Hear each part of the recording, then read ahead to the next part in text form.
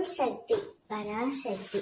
என் அன்பு தங்கமே, உன்னுடைய வாழ்க்கையே ஒரு போராட்டமாகத்தான் உள்ளது. அதையே நினைத்துதான் நீ கவலைப்படுகின்றாய். என்னுடைய இந்த போராட்ட வாழ்வு எப்பொழுதம்மா முடியும் என்று நீ கேட்டுக்கொண்டே இருக்கின்றாய்.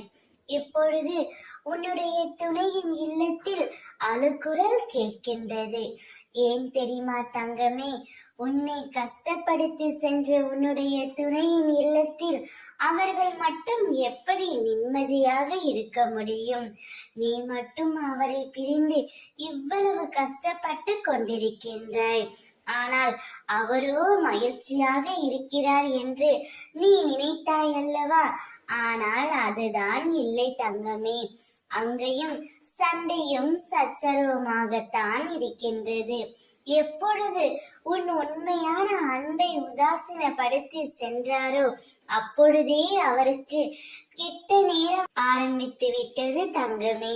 அதனால்தான் உன் துணையின் இல்லத்தில் அழுகுரல் கேட்கின்றது. ஆனால் அதை பற்றியெல்லாம் என் பிள்ளையான நீ கவலைப்படக்கூடாது.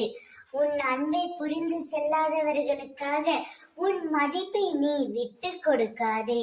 உன்னுடைய சுய மரியாதை அந்த இடத்தில் பொதிந்து போவதை உன்னால் உணர முடியவில்லையா தங்கமே?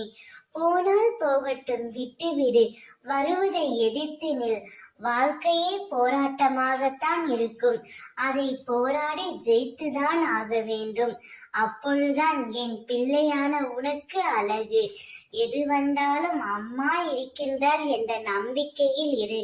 நான் இருக்கின்றேன். ஓம் சக்தி.